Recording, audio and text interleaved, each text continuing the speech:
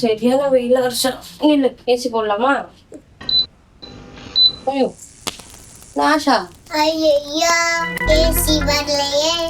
என்ன பண்ணலாம்? First லைட்டாவது cooling வந்தது, இப்ப சுத்தம் ஆனே ஆக மாட்டேங்குது. இது ரெடி பண்ண காசு சேர்த்து வச்சிருந்தா கூட புதுசா ஒரு ஏசி வாங்கியிருக்கலாம் போல இருக்கு. இதுக்கு மேலலாம் இது ரெடி பண்ண முடியாது. இப்ப வேற கிளைமேட் கரெக்டா இருக்கும், ஆஃபரும் நிறைய போட்டிருப்பாங்க.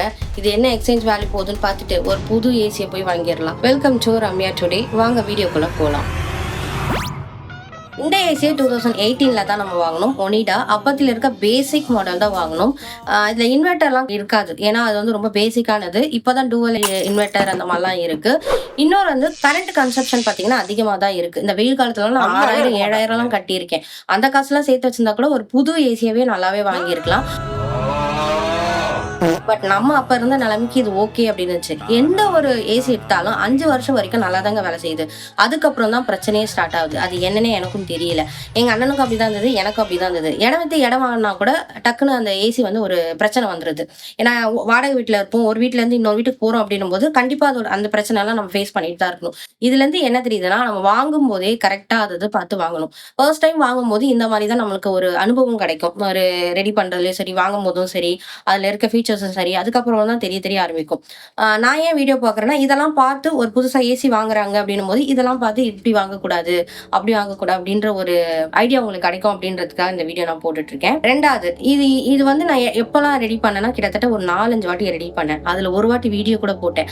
ஸோ இதுல என்ன பிரச்சனை அப்படின்றத வந்து ஒரு சுருக்கமா வீடியோல பார்த்துட்டு வந்துடலாம். ஃபுல்லா வீடியோ பார்க்கணும், கீழே நான் உங்களுக்கு டிஸ்கிரிப்ஷன்ல கொடுக்குறேன். நம்ம ஏசில என்ன ப்ராப்ளம் பார்த்தீங்கன்னா, கூலிங் வரல, பிளஸ் நம்ம கூலிங் வர ஏரியால வந்துட்டு தண்ணி வர ஆரம்பிச்சிருச்சு. நிறைய டெக்னீஷியன் கூப்பிட்டு சரி பண்ண பார்த்தோம். பட் எந்த டெக்னீஷியனும் அந்த அளவுக்கு கரெக்டா எங்களுக்கு பண்ணி கொடுக்கல. திருப்பி அதே பிரச்சனை தான் வந்தது. ஓகே, அர்பன் ஆட் பார்த்து அவங்களையும் கூப்பிட்டு பார்த்து பண்ணா அவங்களுமே ஒரு ஃபில் பண்ணிட்டு 2 hours கழிச்சு எனக்கு கேஸ் லீக்கேட் ஆயிடுச்சு. உடனே எங்க வீட்டுக்காரோட ஆஃபீஸ்ல இருந்து கூப்பிட்டு பார்த்தோம், அவங்க வந்தாங்க. பிரச்சனை என்னன்னு அப்படின்னு நம்மகிட்டே டீட்டெயிலாக காட்டினாங்க. ஸோ இதுதான் பிரச்சனையே. இங்கே தான் நம்மளுக்கு வந்து கேஸ் லீக்கேஜ் ஆகுது. இங்கே ஆயிட்டு இருக்கு இல்லையா, இது வந்து ஒரு 2-3 இடத்துல நிறையவே ஆயிட்டு இருந்துச்சு. இதை என்ன பண்ணணும்னா வெல்டிங் பண்ணி கொடுத்துட்றோம்.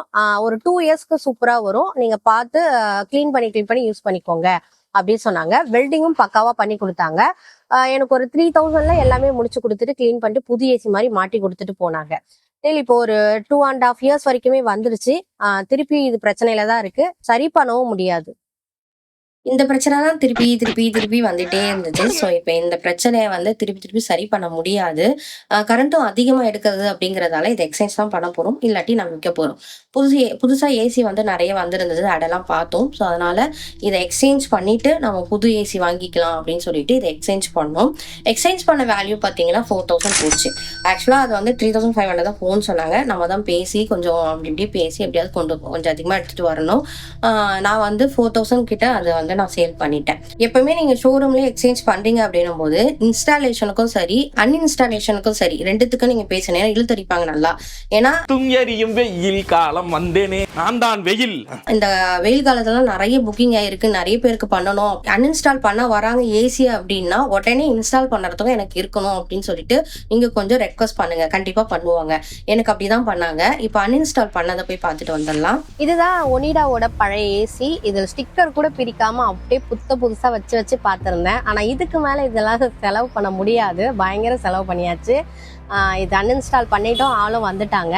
கீழே இருக்கிறத ஈஸியாக அன்இன்ஸ்டால் பண்ணிடலாம். பட் மேலே இருக்கிறது பண்ணுறது ரொம்பவே கஷ்டமான ஒரு விஷயம்.